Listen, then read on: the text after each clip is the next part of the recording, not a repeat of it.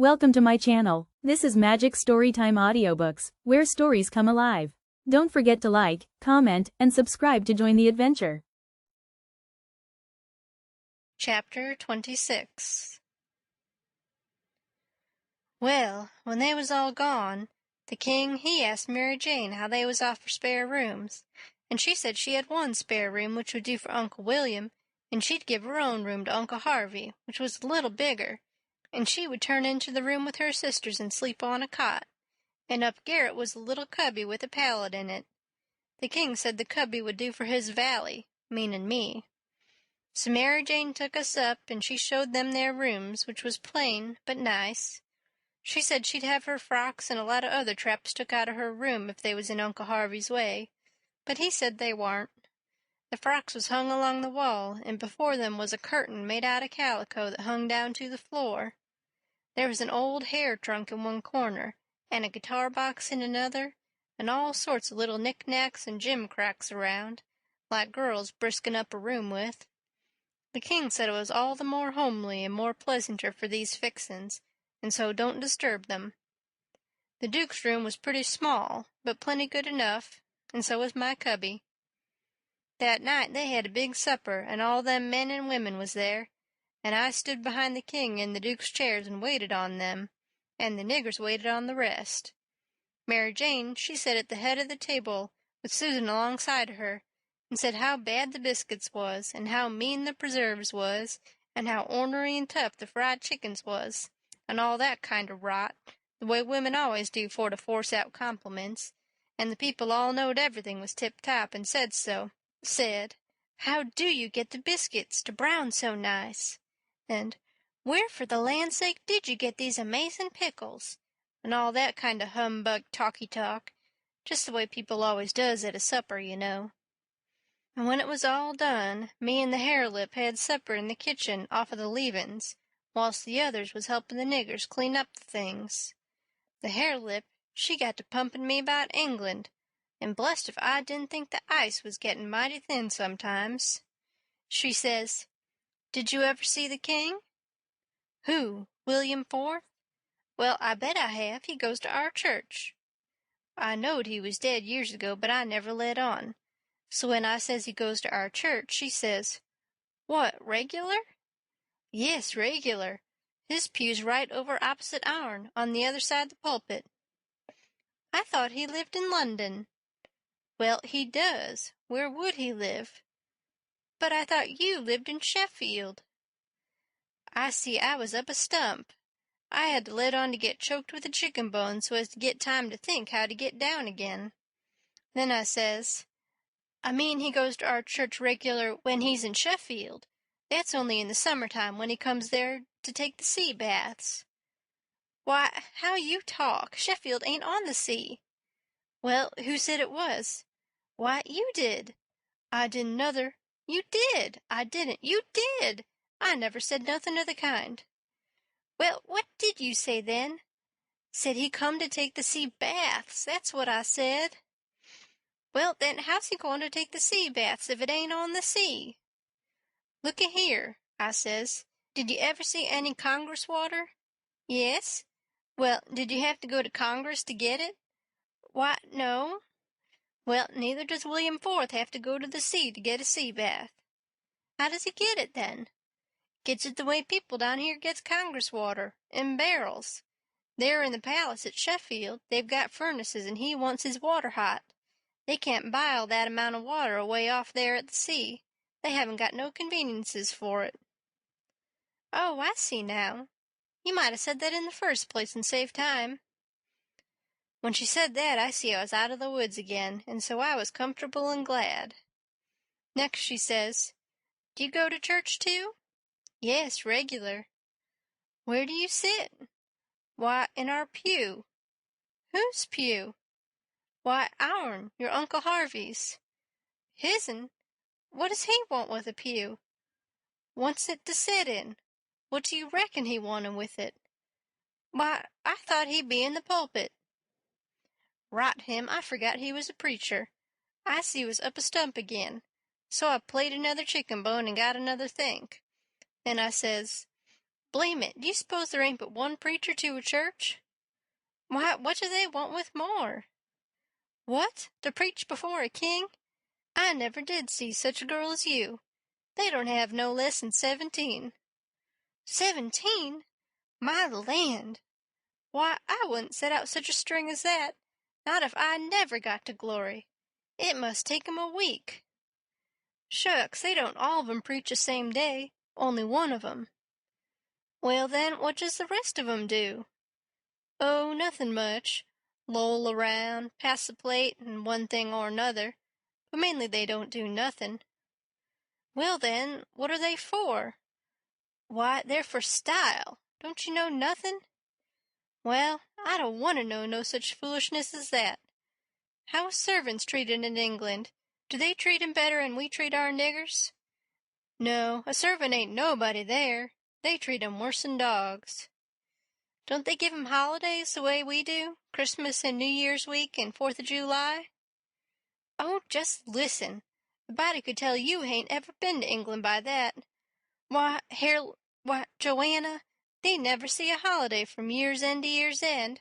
Never go to the circus nor theatre, nor nigger shows, nor nowheres. Nor church? Nor church. But you always went to church. Well, I was gone up again. I forgot I was the old man's servant. The next minute I whirled in on a kind of an explanation how a valley was different from a common servant, and had to go to church whether he wanted to or not and set with the family, on account of its being the law. But I didn't do it pretty good, and when I got done I see she warn't satisfied. She says, "Honest Injun, now, hain't you been telling me a lot of lies?" "Honest Injun," says I. "None of it at all?" "None of it at all, not a lie in it," says I. "Lay your hand on this book and say it." I see it warn't nothing but a dictionary, so I laid my hand on it and said it. So then she looked a little better satisfied and says, "Well, then, I'll believe some of it, but I hope to be gracious if I'll believe the rest." "What is it you won't believe, Joe?" says Mary Jane, steppin' in with Susan behind her. "It ain't right nor kind for you to talk so to him, and him a stranger and so far from his people. How would you like to be treated so?" "That's always your way, Mame, always sailin' in to help somebody before they're hurt. I hain't done nothing to him. He stole some stretchers, I reckon, and I said I wouldn't swallow it all, and that's every bit and grain I did say. I reckon he can stand a little thing like that, can he?" "I don't care whether 'twas little or whether 'twas big. He's here in our house and a stranger, and it wasn't good of you to say it. If you was in his place it would make you feel ashamed, and so you oughtn't to say a thing to another person that will make them feel ashamed." "Why, Mame, he said—" "It don't make no difference what he said, that ain't the thing. The thing is for you to treat him kind, and not be saying things to make him remember he ain't in his own country, and 'mongst his own folks." I says to myself, this is a girl that I'm letting that old reptile rob her of her money. Then Susan, she waltzed in, and if you'll believe me, she did give Harelip hark from the tomb. Says I to myself, and this is another one that I'm letting him rob her of her money. Then Mary Jane, she took another inning, and went in sweet and lovely again, which was her way, but when she got done, there warn't hardly anything left of poor Harelip, so she hollered. "All right, then," says the other girls, "you just ask his pardon." She done it, too, and she done it beautiful. She done it so beautiful it was good to hear, and I wished I could tell her 1,000 lies, so she could do it again. I says to myself, this is another one that I'm letting him rob her of her money, and when she got through, they all just laid theirselves to make me feel at home, and know I was amongst friends. I felt so ornery and low down and mean that I says to myself, my mind's made up. I'll hive that money for them or bust. So then I lit out. For bed, I said, meaning some time or another. When I got by myself I went to thinking the thing over. I says to myself, shall I go to that doctor private and blow on these frogs? No, that won't do. He might tell who told him. Then the king and the duke would make it warm for me. Shall I go private and tell Mary Jane? No, I dasn't do it. Her face would give them a hint, sure. They've got the money, and they'd slide right out and get away with it. If she was to fetch in and help, I'd get mixed up in the business before it was done with, I judge. No, there ain't no good way but one. I got to steal that money somehow, and I got to steal it some way that they won't suspicion that I done it. They've got a good thing here, and they ain't a-goin' to leave till they've played this family and this town for all they're worth. So I'll find a chance time enough.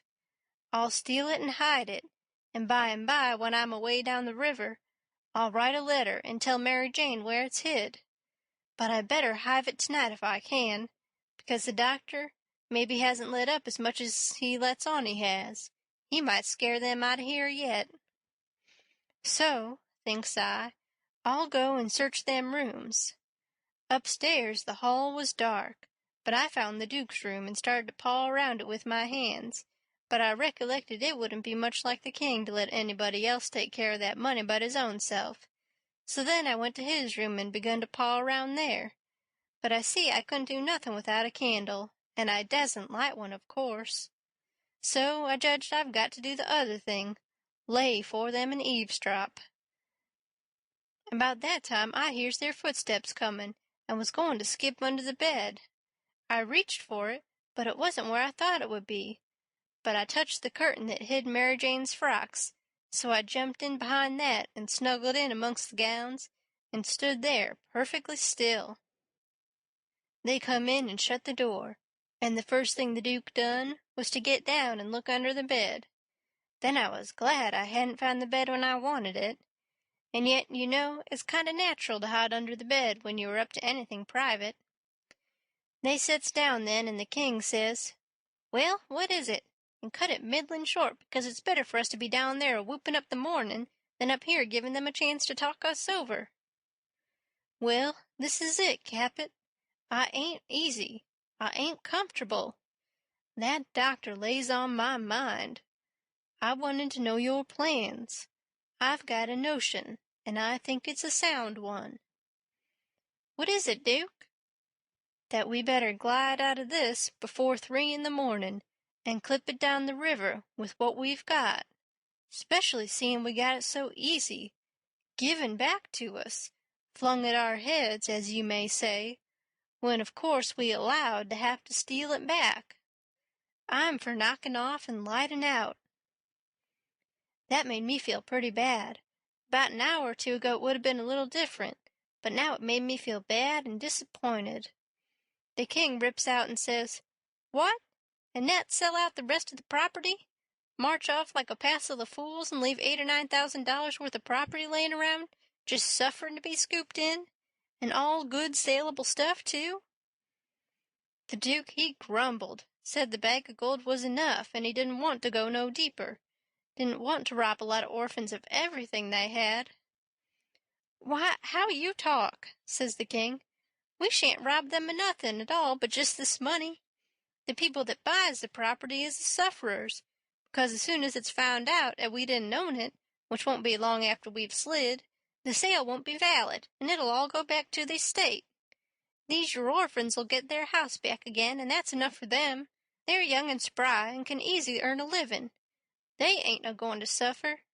Why, just think, there's thousands and thousands that ain't nigh so well off. Bless you, they ain't got nothing to complain of." Well, the king, he talked him blind, so at last he give in, and said all right, but said he believed it was blamed foolishness to stay, and that doctor hanging over them.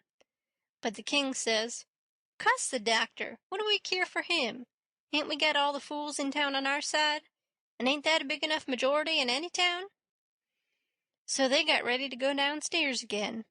The Duke says, "I don't think we put that money in a good place." That cheered me up. I'd begun to think I weren't going to get a hint of no kind to help me. The king says, "Why?"